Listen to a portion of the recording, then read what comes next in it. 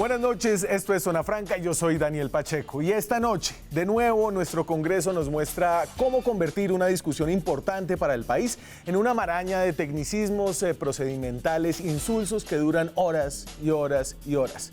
Más de 8 horas de sesión hoy en el Senado, donde supuestamente se votarían las objeciones del presidente Duque a la ley estatutaria de la JEP, se han dedicado a la discusión sobre impedimentos y recusaciones. Es decir, en vez de discutir sobre lo que van a votar, en el Senado están discutiendo sobre quién podría votar. Obviamente esto significa que están aún lejos de votar. ¡Que viva la democracia! Pero más allá de la usual capacidad de los congresos para decepcionar a sus países, en todos los países del mundo, lo que pasa hoy en Colombia es curioso, es raro, porque esta dilación de hoy es la del partido de gobierno, del Centro Democrático, que busca estirar el tiempo de una votación que todos los analistas predicen perdería.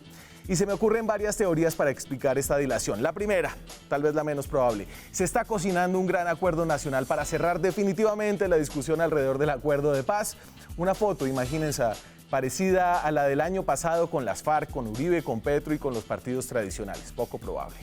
La segunda teoría, más probable, pensaría yo, el gobierno está utilizando la persuasión burocrática para voltear a algunos congresistas y evitar una derrota enorme con el rechazo de sus objeciones en ambas cámaras del Congreso.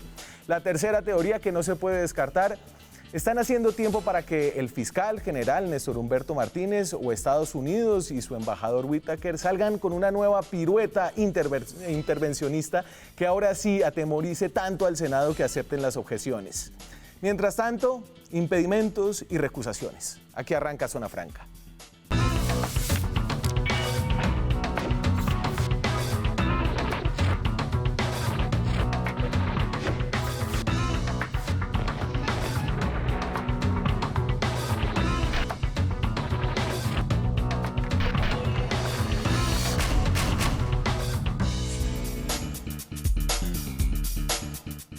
Y esa noche directamente del Senado de la República, donde una sesión inolvidable. ¿De dónde me volé? No, y le agradezco, creo que aquí estamos haciendo más que allá, no es como si estuviera allá faltando su voz para un debate muy importante que nos está teniendo. José Obdulio Gaviria del Centro Democrático es senador. Encantado de estar nuevamente acá y saludos a todos los televidentes. Héctor Riveros, director del Instituto de Pensamiento Liberal, ¿cierto? Así es. Columnista de La Silla Vacía, abogado, panelista de Blue Radio en las mañanas. Gracias por trasnochar, Héctor. Anda usted botando ideas para tratar de salir de este embrollo, ideas que parecen morir rápidamente en el Congreso. Sí. Pues primero muchas gracias por la invitación, pero sí, yo hace algún rato, no sé bien por qué, estoy en la idea de que efectivamente sería bueno para este país buscar un acuerdo que cerrara ese capítulo y abriéramos otro. A mí la polarización y el debate no me importa, al contrario, me gusta, yo vivo buscando controversia. Pero no, ya sobre ese tema me cansé y yo creo que los colombianos se cansaron y podíamos por lo menos cambiar de tema para discutir. Y he tratado, digamos, de poner como la idea de busquemos el acuerdo, pensemos en algunas fórmulas y tal, pero la verdad encuentro muy poco ambiente de lado y lado. Digo, no lo digo del gobierno o tal. Mire, yo planteé en mi columna de La Silla Vacía de este sábado, pues primero estaba explicando por qué no creía que la interpretación que el fiscal le da a uno de los artículos del proyecto de ley sea la que es, pero dije, bueno, si les preocupa el contenido de ese artículo, hagamos una ley interpretativa, que es un tipo de ley que existe y que se ha usado muchas veces para que el Congreso diga, mire, dejemos la discusión de qué es lo que dice esa ley y digamos qué es lo que dice. Y si el objetivo es cerrarle la puerta a los narcos para que eviten la extradición, pues cerrémosela, que es un tema en el que todos estamos de acuerdo. Y propuse eso. Del lado, digamos, del gobierno, receptividad muy poca. Del lado de la oposición, varias personas, amigas mías, etcétera, me llamaban y me decían, no, pero ¿cómo le vamos a dar ese triunfo al gobierno si le vamos a dar una tunda en el Senado el lunes y tal? La verdad, las dos actitudes me desilusionaron mucho porque me parece que muy poca gente está pensando, muy poca gente de la que tiene que tomar decisiones está pensando en el país. Una mala noticia, todas las leyes interpretativas han sido declaradas inexequibles. No es cierto. La Corte está cerrada a eso. No es cierto, pero, a ver cuál está vigente. Algunas de esas han sido declaradas inexequibles. No hay leyes interpretativas en Colombia pues desde el siglo XIX. No, estamos hablando del 91 en adelante. Últimamente declararon inexequibles un par de leyes porque se trataba de materias de impuestos y realmente eran goles, además, en las que decían, mire, ese artículo que exoneraba tales debe entenderse que exonera también estos otros. Entonces la Corte dice, no, eso no es una ley interpretativa, eso es una nueva ley. Es una nueva ley. Pero, digamos, esa era una fórmula. Pero yo ya, después de que vi esa reacción esta mañana, dije, mire, ya desafortunadamente esa propuesta dejó de ser mía, porque la cogió el senador Velasco y la están ventilando públicamente, pero si fuera mía y yo tuviera algún poder de decisión, la retiraba y me retiraba de la discusión. Y es como, hagan con su país lo que quieran. A ver, y este es nuestro país. ¿Qué estuvo pasando hoy en nuestro país para que la gente entienda? No, pero yo quisiera referirme a tu introducción. Sí, señor. ¿No ninguna de las teorías? No la considero. Pero entonces, hoy lo que hubo fue una dilación. Una dilación pero eso es muy normal, la mesa es muy normal allá y es una inercia que viene del reglamento del Congreso. Yo inclusive voy a tratar de dejar una pequeña huella en el Congreso. Voy a presentar pronto. Yo soy negado a presentar proyectos de ley. A mí me parece que eso es una labor de los partidos y sobre todo de los gobiernos. Inclusive los partidos de oposición. Yo era muy negado a que presentáramos proyectos en los años de Santos. Pero bien, realmente no podemos seguir con ese reglamento en lo que respecta a los impedimentos. Una reforma de la ley quinta. Hombre, usted? sí, es necesaria. Por respeto, pues, al tiempo de los propios senadores. Pero hoy sí había una estrategia dilatoria de parte de la mesa directiva que preside un señor que se llama Ernesto Macías, es colega suyo, senador, y es el presidente del Senado. Me lo hubieran comunicado y no me la comunicaron. Y yo estuve en la reunión de bancada esta mañana y le garantizo que no se habló de eso. Pero lo que pasa es que está tan enredado el tema de lado y lado. Por ejemplo, a mí me parece que la ley interpretativa está dándonos la razón. Ahora, ¿por qué esa actitud de intangibilidad de esos 6 artículos? Por lo menos de alguno. Por lo que dice el doctor Riveros, que no nos van a dar oportunidad de tener ni siquiera razón en nada, en un articulito. Y hay uno, sobre todo, el artículo ese de la ley interpretativa, que es el 153, supongo yo. El de la extradición. Yo no leí el artículo de la silla vacía, pero supongo. Pero si quiere, le pongo el artículo para que la gente sepa de qué estamos hablando. El artículo King Kong. Así le dijo el presidente Duque al anunciar que había un mico enorme en ese artículo, un mico enorme que por alguna razón, a pesar de que esto se ha debatido en 8 debates, tiene una ley estatutaria. 4.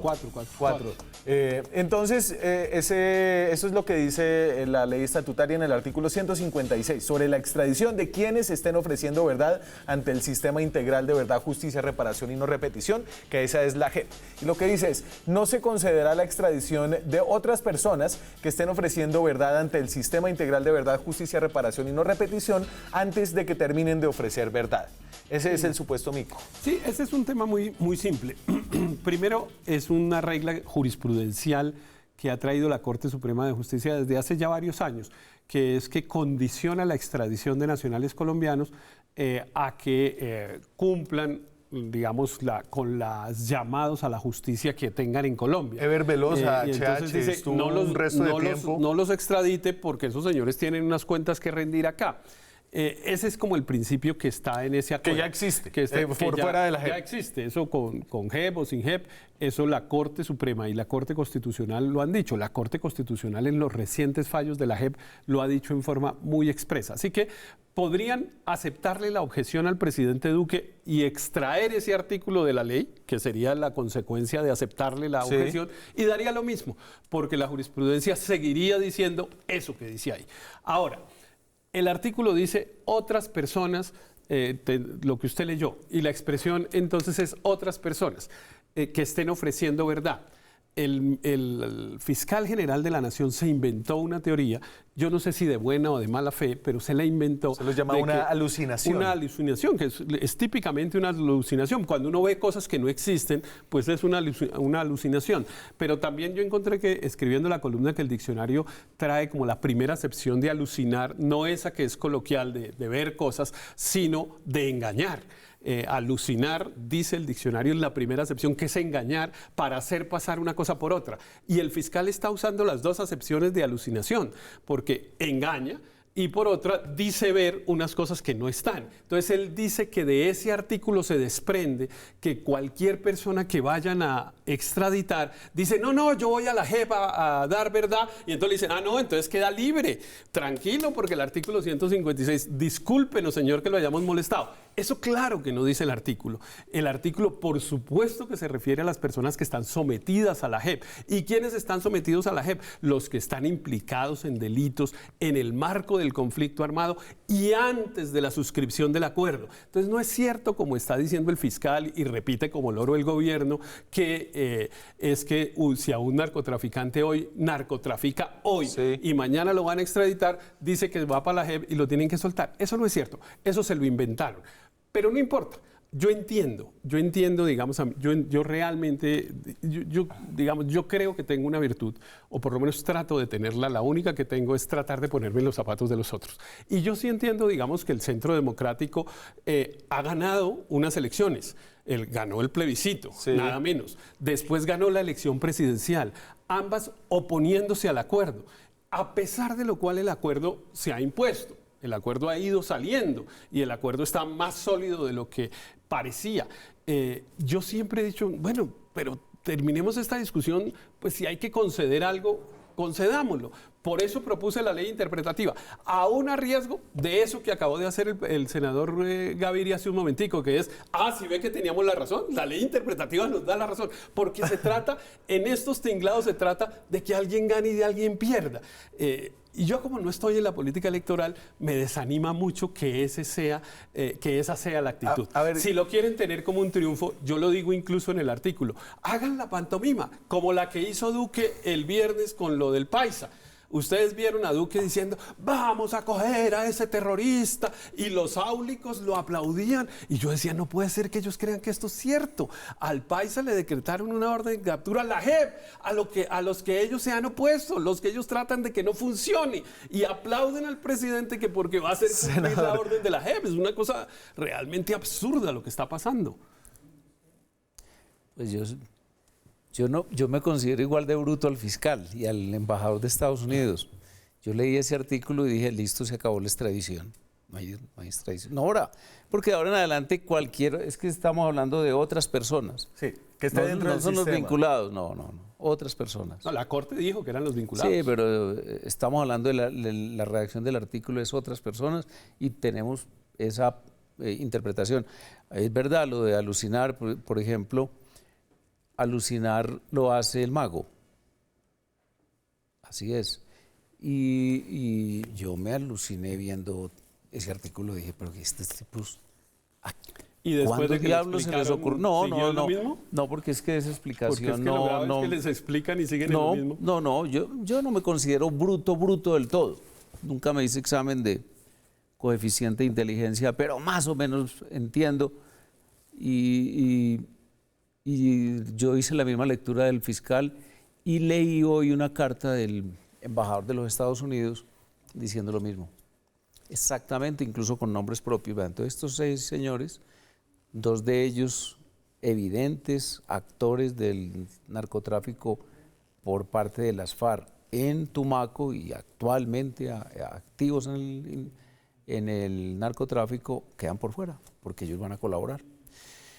Entonces, pues ya inclusive lo anunciaron. Entonces, ese artículo yo creo que lo debiéramos declarar de acuerdo con lo que dice el fiscal, presidente, el presidente, inconveniente. Pero si Lo declaran inconveniente. Igual está el precedente de la Corte Suprema de Justicia. Me acuerdo del caso de Ever Velosa, el paramilitar llamado HH, involucrado en múltiples delitos en la zona del Urabá. Esta es una forma muy genérica de expresión de... Pero él estuvo en Justicia y Paz y estuvo declarando en Justicia y Paz, y su extradición fue demorada años, entiendo, hasta que cumplió con Justicia y Paz, y ahí sí lo mandaron para Estados Unidos.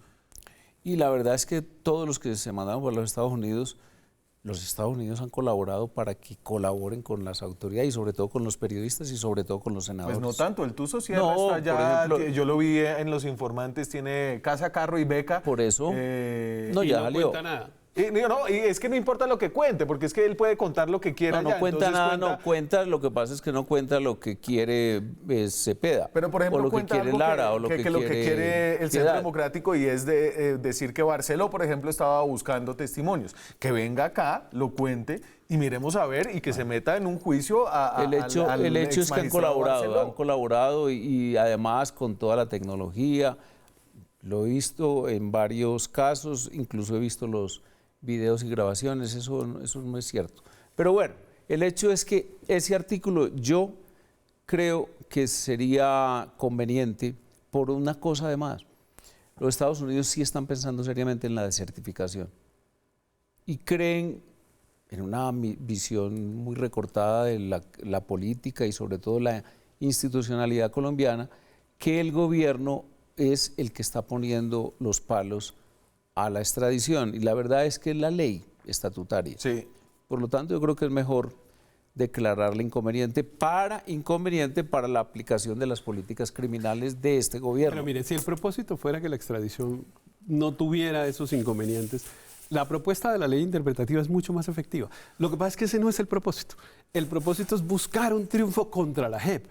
A mí lo que realmente me tiene molesto de estos días es que la pantomima es muy descarada. La política es una pantomima en general, de unos y otros. No es que unos sean malos y otros son buenos. No, todos se portan más o menos igual. Es una puesta en escena y figuran unas cosas que ni están sintiendo, ni están pensando, ni nada. Dicen que les importa a la gente y no les importa. Es una pantomima. Pero esta es muy descarada, porque es que es una cosa, mire, si el propósito es que la extradición funcione, hagamos una ley interpretativa. La ley interpretativa se aprueba en 20 días con un mensaje de urgencia. Y se puede sancionar ahí mismo, entrar en vigencia ahí mismo. Si el Congreso le aceptara una objeción al gobierno, una sola, la ley se tiene que ir nuevamente a la Corte Constitucional. La Corte Constitucional se demora 6 meses en la vaina de la decisión. Es decir, que no vamos a tener ley estatutaria este año. Y es bastante probable que la Corte tumbe el procedimiento que está adelantando el Senado, porque hay una discusión de si era o no era.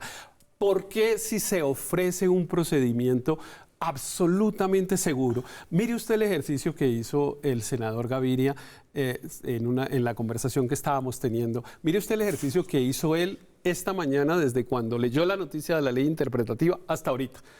Llegó con la idea de que todas las leyes interpretativas las han tumbado. Es decir, le buscaron la caída a la propuesta. Yo me enteré de esa ley interpretativa. La verdad es que yo no leí el artículo. No, pero en el Tiempo salió esta mañana. Sí, pero es que yo no leo el Tiempo y no en la noche.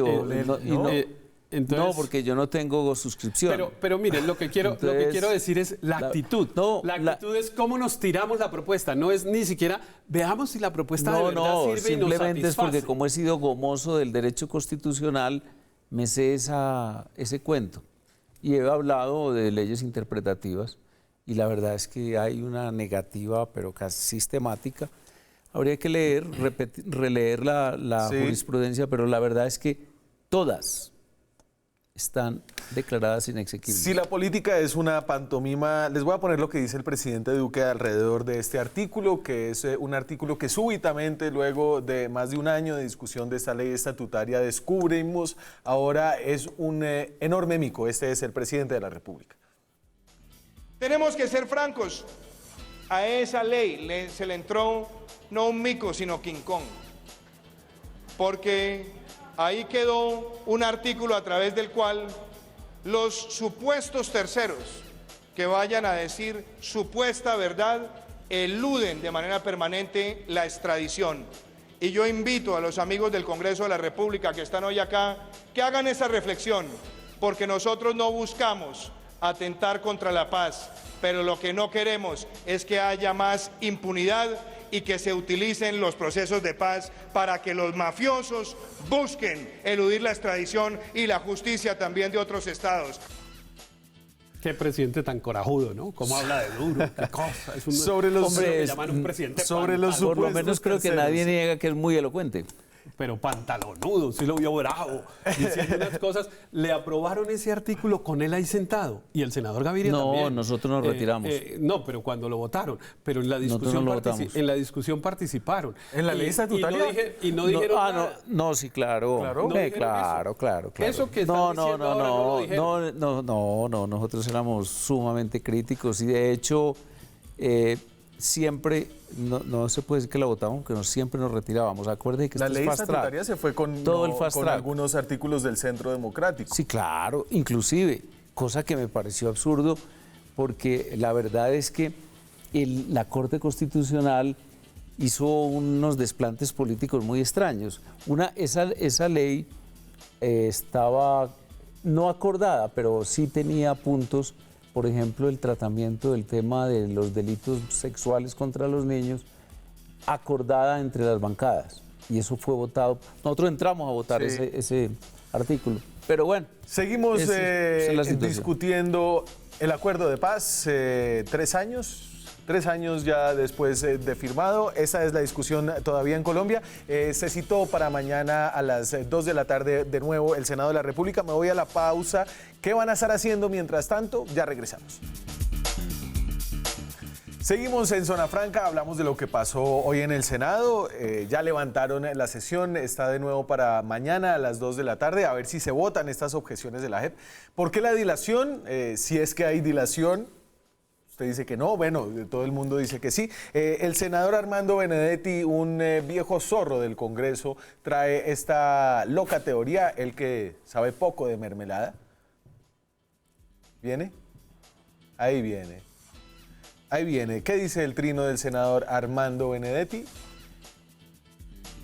Y ese no es, muchachos. Entonces, el trino del senador Armando Benedetti decía básicamente que en los corredores del Congreso se estaba cocinando se estaba cocinando una estrategia para darle puestos a algunos congresistas y de esa manera voltear los votos que faltaban para que en el Senado el gobierno pudiera aprobar sus objeciones a la JEP. Yo hablé con el presidente el jueves y hay decisión de que no habrá nada de ese tipo de comportamiento.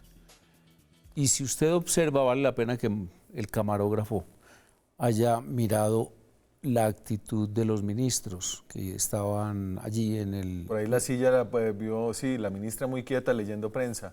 Exacto. Y estaba también el doctor Barbosa, hablando de... Es que además Barbosa, ¿qué se va a poner a repartir puestos? Eso no cabe ni en su manera de ser, ni en No, pues ni en la alta consejería no hay. Estaba también el de comisionado de paz. No, la verdad es que... O sea, eso sería una cosa admirable, Mire, Héctor, yo creo si frente que- a esta gran derrota Yo ellos se creo que ahí hay mantienen un en su tema línea. yo creo que hay un tema que es importante. A mí sí me parece que el presidente Duque, pues evidentemente ha planteado un cambio en las reglas de juego de la relación entre el Ejecutivo y el Legislativo.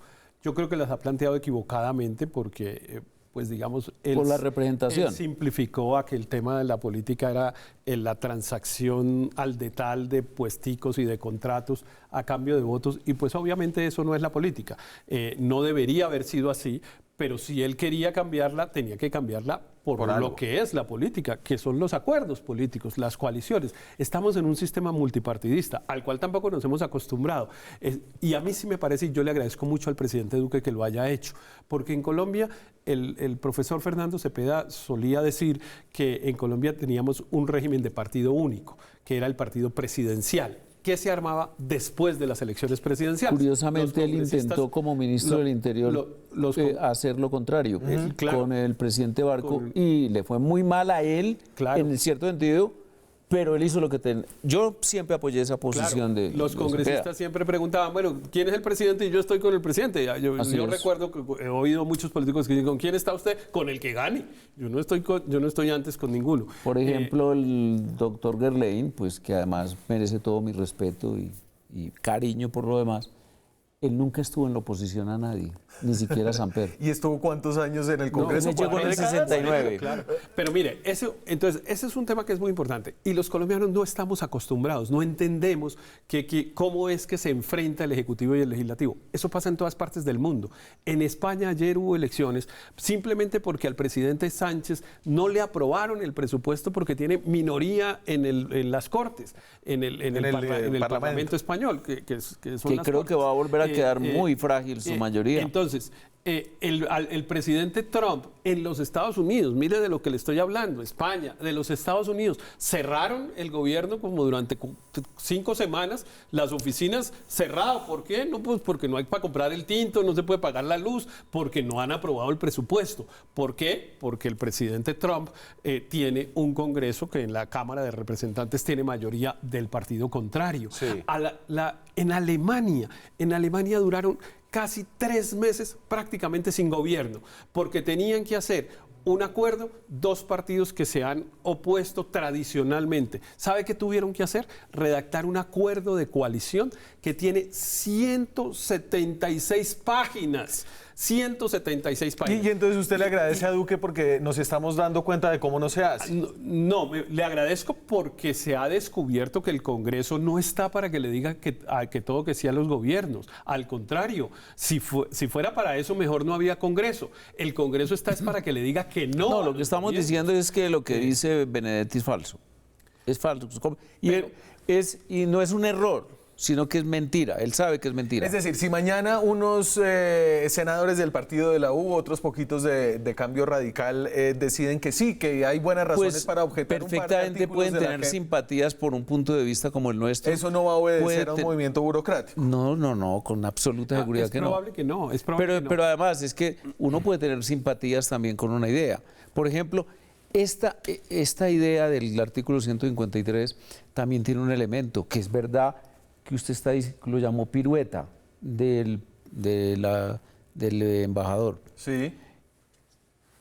El retiro de la visa a este señor, ¿cómo es que se llama? A John Jairo Cárdenas. Cárdenas. Eso es un mensaje también de ellos. Es un mensaje, no. Pues es una un elemento intervención de directa en ¿Cierto? política. Ahora, es parte de frente. como también obviamente, amenazas de desertificación de las cuales hablan a boca llena. Y que eso no pasa nada tampoco. Aquí vivimos con No, unos pero la fantasmas. desertificación Aquí tiene vivimos un con el problema. fantasma de la Corte Penal Internacional ya No, va a venir. no, pero nos van a desertificar. No pasa nada si nos No, la desertifican. desertificación- Nosotros estuvimos como 3 años sin certificaciones, no pasa nada. No, claro. En la pantomima de la política se inventan unos fantasmas. Y La los ciudadanos no desertificación podemos dejar es de una echar esos calamidad cuentos. No pasa económica. nada. ¿Qué es lo que Desertifica- pasa? Inmediatamente el riesgo país es enorme. Los costos del endeudamiento, eso es claro. carreta, senador Gaviria. No. Eso es carreta. Nosotros tuvimos desertificación 3 años y no pasó nada con el riesgo Mire- país. mire Y las- eso que el presidente se iba a caer porque era Samper, que ese sí es un riesgo país. El único riesgo país que ven los economistas es la inestabilidad política. Eso es lo único que les importa a esos tipos. Porque eso sí dicen, uy, eso la sí se cae, desestabilización eso se de la enreda desertificación La es tan grave, casi como un golpe de Estado. La desertificación Es de un tamaño y de una Pero, a ver, pero dimensión. supuestamente tenemos en Estados Unidos a nuestro mejor aliado. ¿Cómo es posible que uno al mismo tiempo Porque ellos no tienen un la gran aliado mirada, y un gran enemigo? ellos no tienen una mirada respecto a nosotros de la división de poderes en funciones. Pero- Ellos nos miran a nosotros como si fuésemos una dictadura, una república bananera. De hecho, cuando Trump dijo que nosotros pertenecíamos al triángulo Del norte. de Centroamérica, yo decía, pero bueno, este señor, ¿de qué está hablando? Claro, pero debajo de Trump hay unas personas menos ignorantes. Sí, pero eso es incontrolable, me han dicho. Todo el mundo me dice, incluso, de hecho, yo no los he leído, no he tenido tiempo, pero hay unas 4 o 5 obras importantes ahora en circulación de colaboradores de Trump que se refieren a eso. Se refiere a que hay unas decisiones y tomas de posición que no son propiamente controladas por el partido. Pues el Partido Republicano está muy lejos de Trump. y además por sus propios asesores. Pero entonces, a ver, y déjeme, esto me ayuda a hablar de lo que está pasando dentro del gobierno.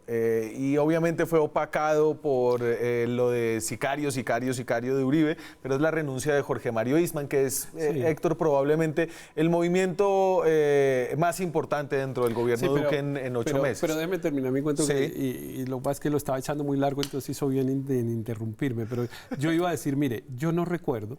Yo he sido, digamos, me ha gustado seguir la política desde muy niño y no recuerdo, y yo ya voy a cumplir casi 60 años, y yo no recuerdo un enfrentamiento entre el Ejecutivo y el Legislativo como este que se plantea con las objeciones presidenciales. Yo no me acuerdo de un desafío, tal vez solo uno. Yo estaba muy pequeño y casi que me lo contaron, ¿no? Aunque ya estaba vivo, pero el presidente Lleras Restrepo salió a la televisión y dijo, si ustedes no aprueban eso yo lo viví, los yo soy mandé, más viejo que usted. yo renuncio. Y Sí. el Congreso se asustó y fue y lo aprobó y dijo, no renuncie, presidente, nosotros Era lo un aprobamos". artículo, era inclusive el artículo sobre la emergencia económica. De ahí en adelante, Uno solo.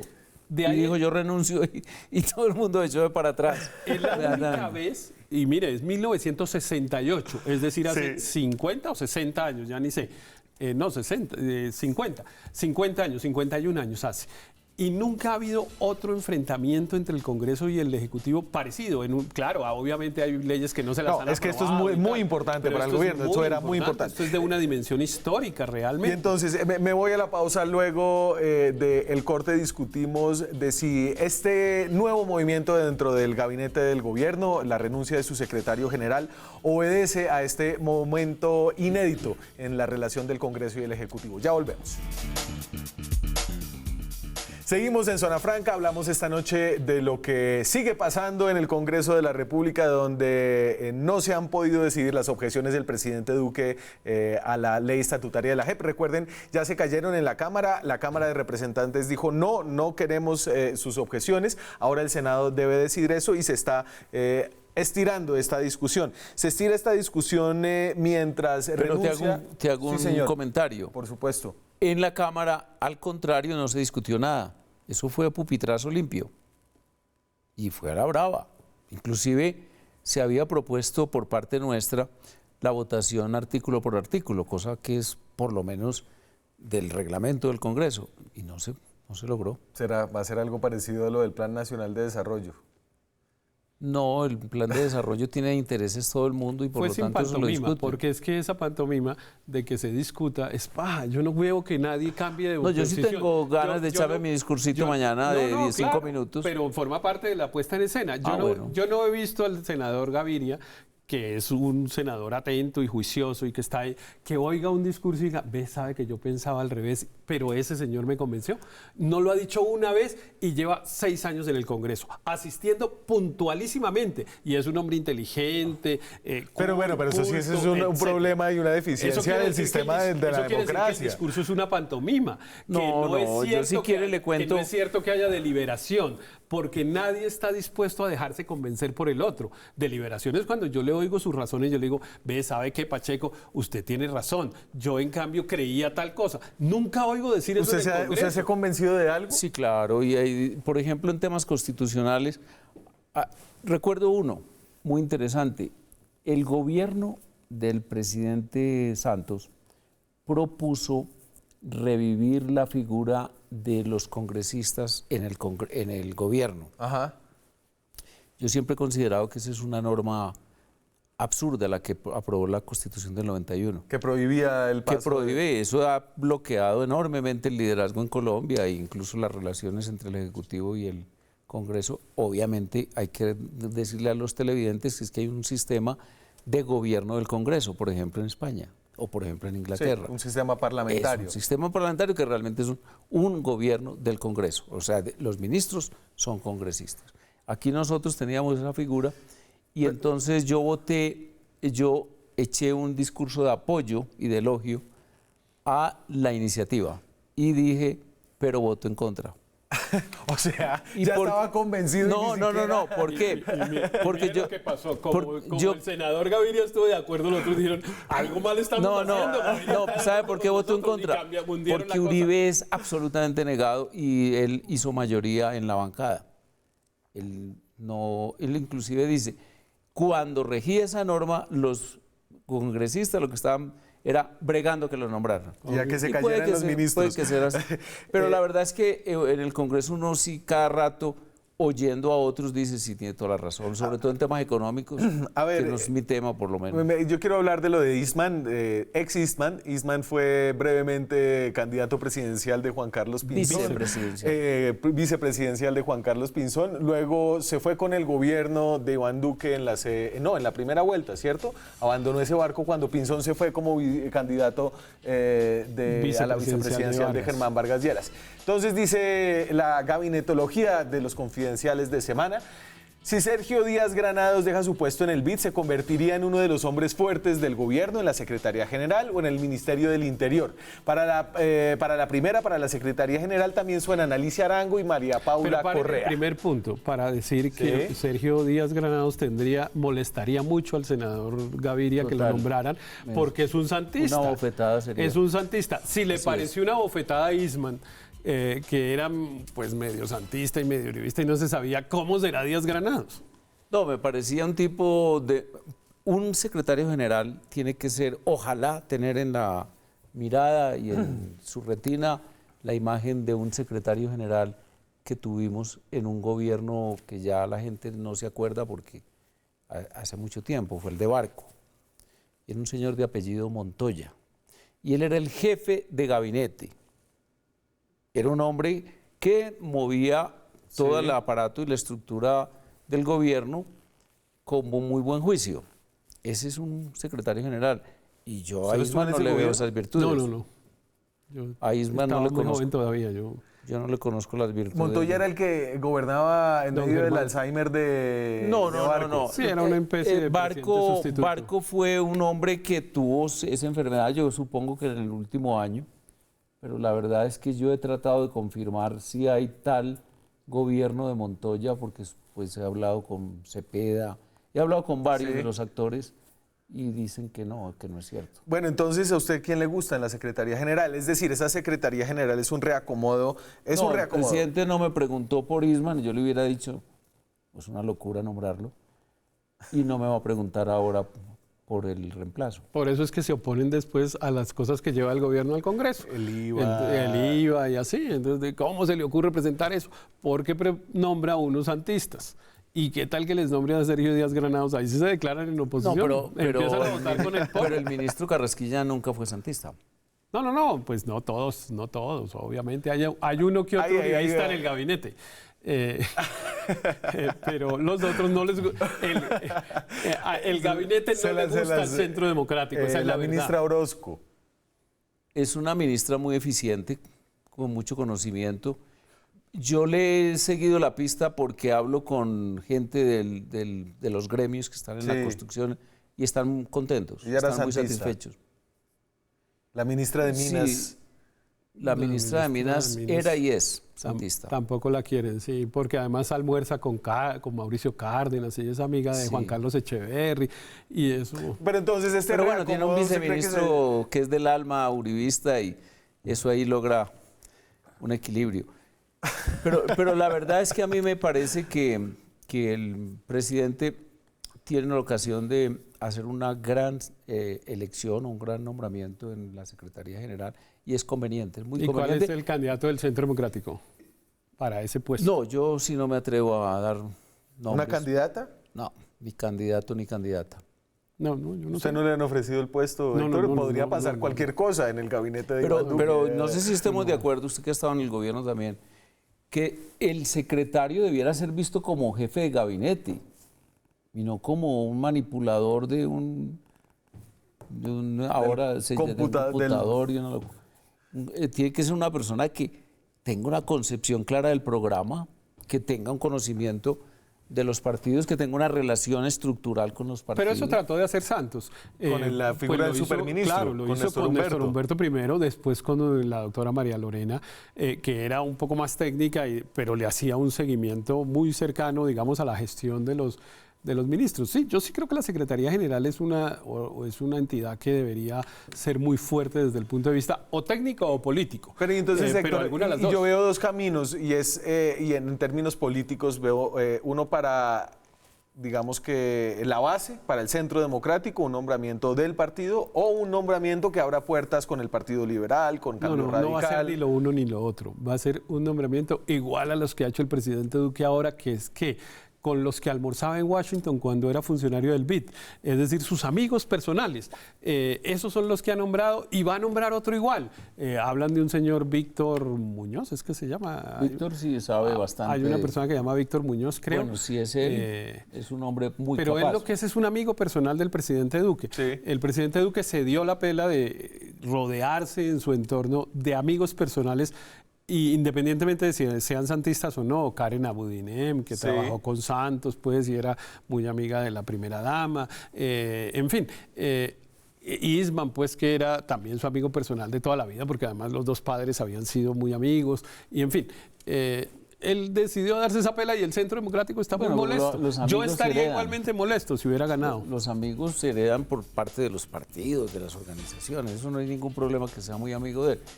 A mí lo que me llama la atención es que sea muy calificado. Sí. Una persona con mucha calificación, conocedora de la, como dicen ahora, la problemática. Con peso político. Como Díaz Granados, digamos. Me voy a la pausa, Ha sido ya regresamos. ministro, todo. Seguimos en Zona Franca. Está mamada la gente de esta discusión sobre la JEP, la ley estatutaria, el acuerdo de paz, luego de casi 4 años desde la firma del acuerdo. Salimos a la calle a preguntarles, esto es lo que nos dijeron.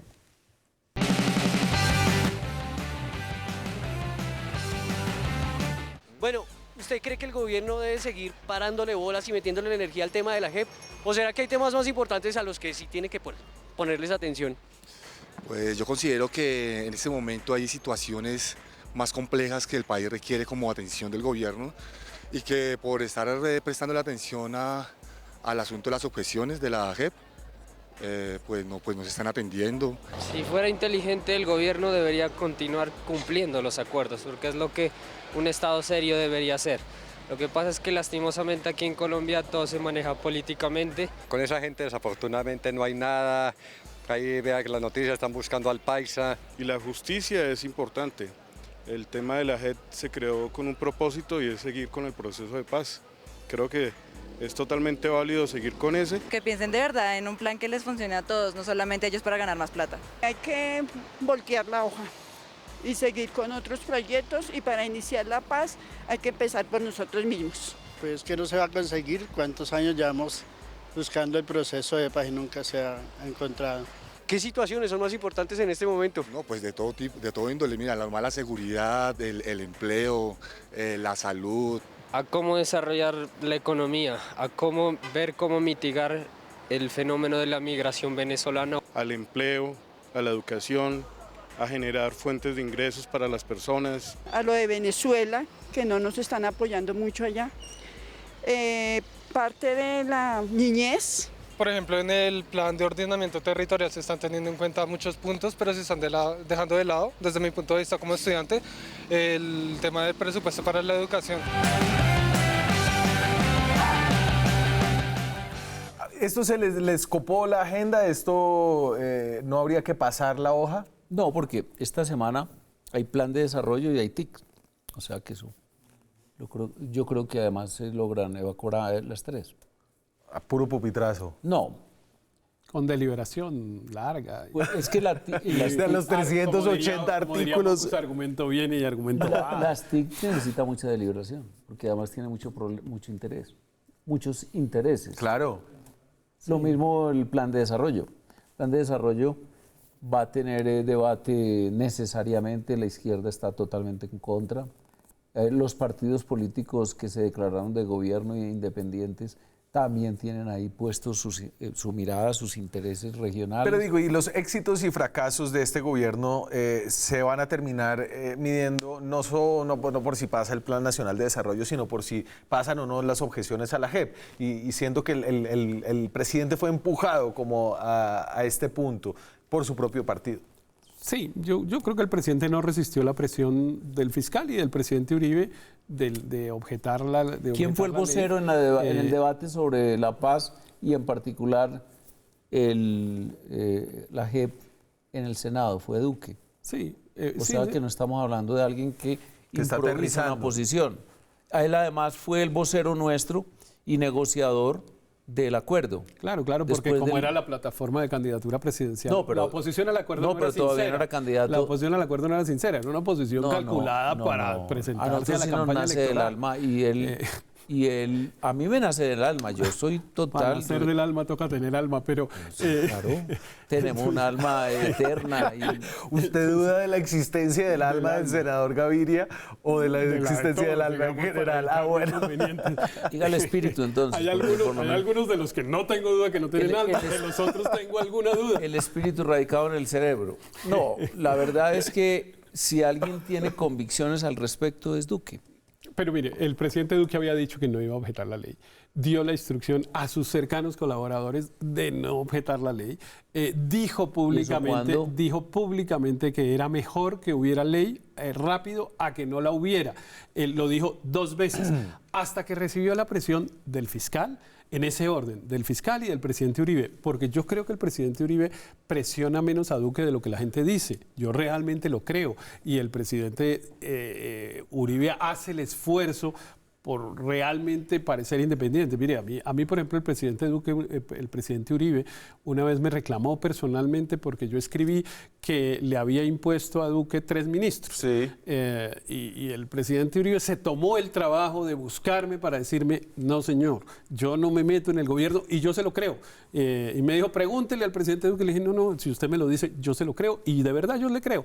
Él hace un esfuerzo por no presionar. Incluso hace un esfuerzo que sale mal porque él lo que hace es tratar de proteger al gobierno y con eso lo que hace es reforzar la idea de que Duque es chiquito. Por ejemplo, cuando Uribe hace un par de días o la semana pasada en el Congreso prácticamente imploraba que se discutieran cuando sea 2 objeciones, parecía como pidiendo clemencia por su pupilo. Era como, mire, no, pero por favor, no le hagan así al lo chino. que pasa es que son convicciones. A nosotros nos parece que ese tema de la extradición es un gran error que cometería el Congreso dejándolo así, tal cual.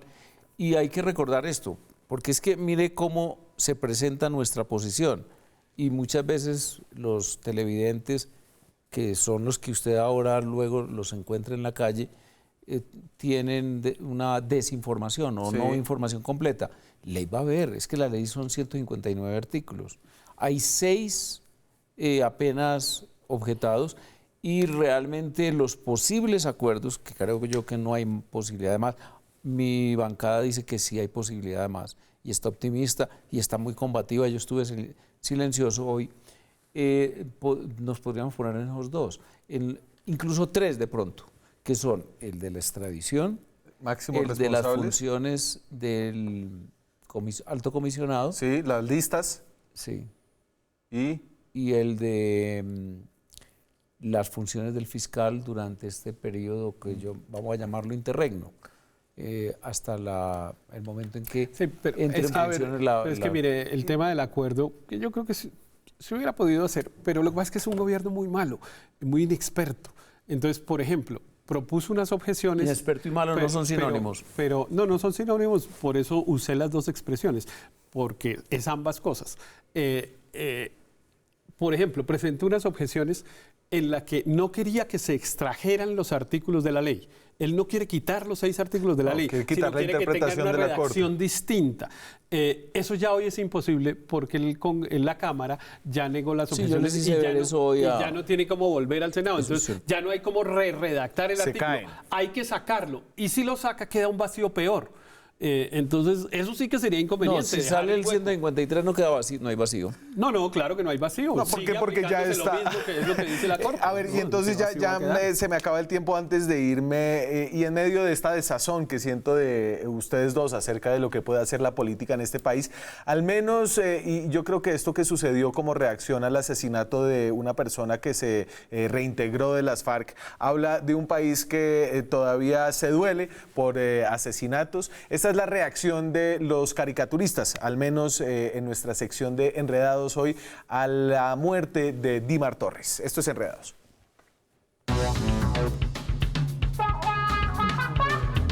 Nos enredamos con el numeral renuncio del ministro Botero, que fue tendencia ayer y hoy en Twitter, después de las salidas en falso, según muchos, del ministro Botero, luego del penoso asesinato de Dimar Torres, excombatiente de las FARC. Los caricaturistas obviamente hicieron lo suyo y aquí les vamos a mostrar 3 de ellas. Esta es Feroz para la crónica del Quindío. Y si la paz está volviendo trizas, es puro forcejeo accidental. Extion hizo lo propio y mezcló un poquito la jornada de limpieza que hubo en Bogotá después de las marchas del paro de la semana anterior.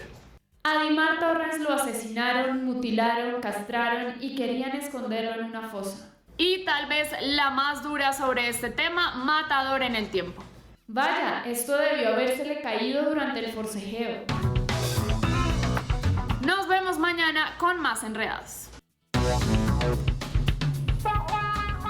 Ya se radicó la moción de censura en el Congreso al ministro de Defensa. ¿Usted cree que esto puede prosperar? Bueno, eso fue un asesinato, dice la Fiscalía, y enterado el ministro dijo todo el apoyo a la Fiscalía y toda la energía para perseguir al responsable o los responsables. Eso es lo que había que hacer en cualquier escenario. Más o menos. Sí. O sea, bien, ministro. Pues yo creo que al ministro no hay que sacarlo necesariamente por eso. Eso es lo menos malo que ha hecho. La verdad es que el ministro no estaba preparado para ser ministro de Defensa. Lo que pasa es que como aquí las cosas se toman unas decisiones tan así, entonces dijeron, ¿quién es como Bravo? Hace eso para hacer... ¿Ese estaba en la lista de los impuestos? Para hablar con los militares se necesita uno que sea bravo, que sea así con carácter. Y entonces, pues Uribe dijo, pues yo conozco uno con el que, según dice Botero, negocio con caballos y vacas y cosas. Y este me parece bravo, él siempre sale como bravo. Y lo nombraron ministro de Defensa sin saber cero de seguridad. Entiendo que la cosa dentro del ministerio no está es un tema técnico bien. Más difícil que ser ministro de Minas o de Transporte. Aquí creen que no toca saber de eso. Lo nombraron de eso. Segundo, los resultados en seguridad son un desastre.